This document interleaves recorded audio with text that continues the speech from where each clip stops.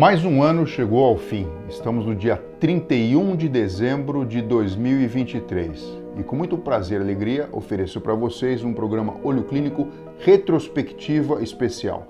Muitos especialistas passaram conosco aqui no Olho Clínico nesse ano de 2023. Assuntos interessantes, importantes e principalmente fundamentais para a sua vida e para o seu bem-estar. Então, sente na poltrona, aumente o volume e compartilhe com todas as pessoas que você gosta. Retrospectiva de 2023 do programa Olho Clínico com o Dr. Fernando Gomes.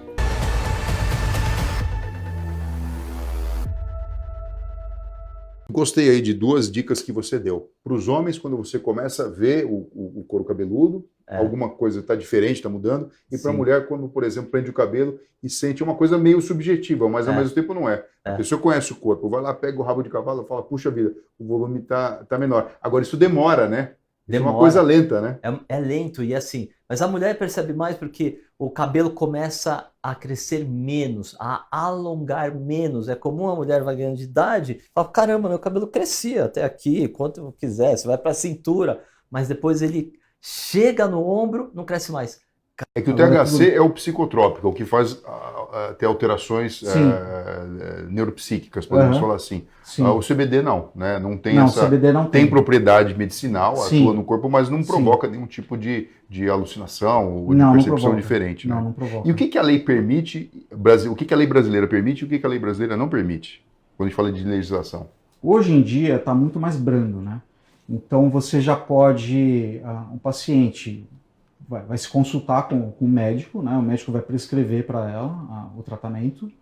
Ela vai pegar essa prescrição, vai enviar para a Anvisa. A Anvisa vai emitir uma autorização de uso, de importação, né? Se for o caso de importar, né? Porque para o uso em si, a pessoa só com a prescrição médica ela já está apta a utilizar, né? Sempre aquele espaço na tua casa que está longe de qualquer eletrodoméstico que vai emitir ondas, que vai emitir calor, ondas eletromagnéticas, né? Calor, longe da televisão, estou falando isso por causa da questão dos homeopáticos, longe do banheiro, que sempre vem o vapor. Aí alguns perguntam, poxa, mas então não tem onde guardar debaixo da cama? Também não pode, em um ambiente muito rasteiro, né? Não só por causa dos insetos, mas por causa da umidade, do pó, tudo isso interfere. Então busque na tua casa aquele local que você sabe que é mais arejado, que não tem tanta luz, né? Não pega tanto sol, porque obviamente o calor interfere, e um local assim que seja livre, né? Tipo, da facilidade de crianças alcançarem, né? Mas eu observo que algumas, né, o pessoal da terceira idade, eles têm ainda uma barreira muito grande de admitir ou ainda de achar que psiquiatra é coisa de doido. E aí a gente acaba tendo até uma subnotificação de depressão e ansiedade, que eles não vão atrás, ou então acha que é coisa da vida. O músculo, ele é o nosso alicerce, eu acho, sabe?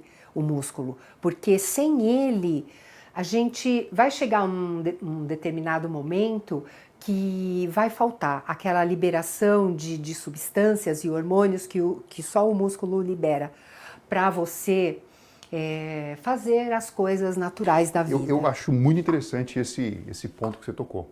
Porque assim, a gente vive num mundo físico onde existe a força da gravidade. Isso. Você tropeçou, é pro chão que vai cair. Isso pode ser rico, pobre, bonito, feio, gordo, magro, é da mesma maneira.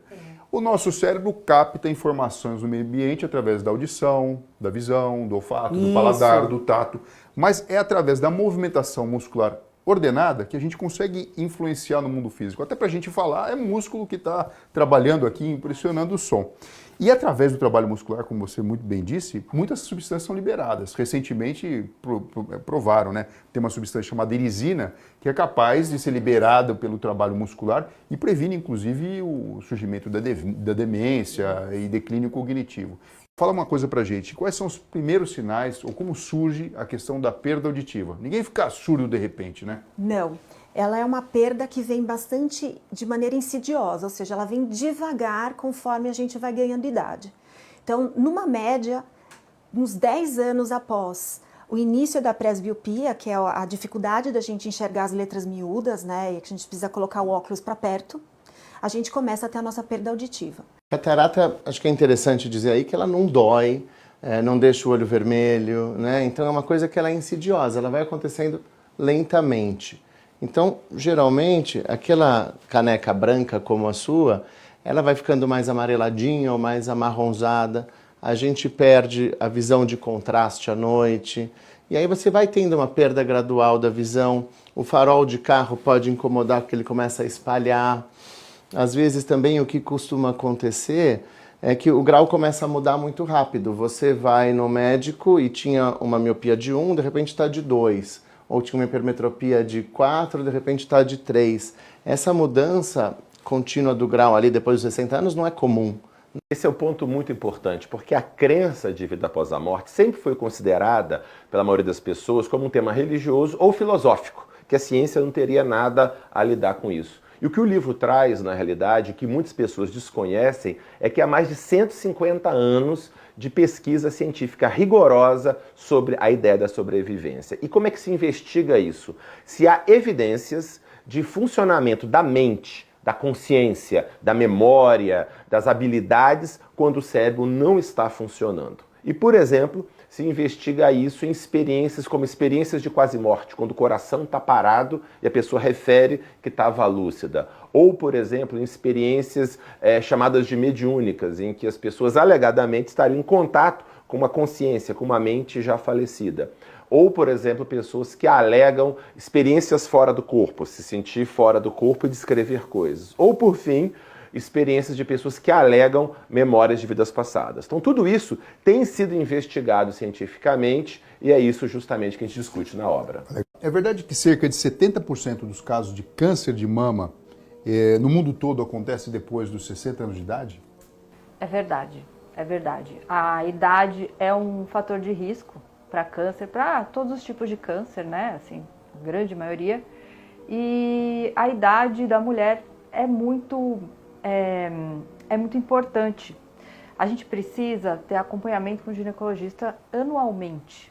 Apesar de existir uma orientação para que as mulheres somente apenas após os 50 anos façam mamografias a cada 2 anos como prevenção, a gente orienta que sempre venha, todo ano, pelo menos para um exame clínico, né? E realmente, com a idade, muitas mulheres acabam indo menos ao médico, por alguma dificuldade de chegar até o consultório, né? E acabam também diagnosticando menos.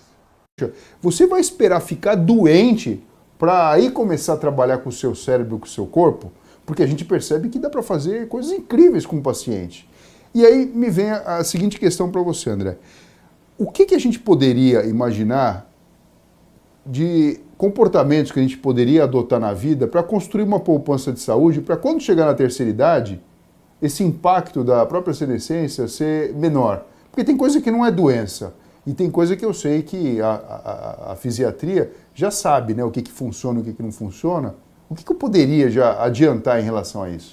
Essa é uma ótima pergunta, realmente. A grande questão aí é como você vai chegar na chamada terceira idade. Se ela chegar na terceira idade, tendo tudo isso controlado, ela já está na frente, né? Não que a gente não tenha o que fazer até controlar, não nós, mas outros colegas, controlar essas próprias coisas. Mas dentro disso tudo ainda tem a parte física, que é importante colocar aí nesse cofrinho aí da poupança, a questão da massa óssea, ao longo da vida ter um grau de atividade física para manter uma massa óssea melhor. Quer dizer, não é só massa muscular, né? Massa muscular também é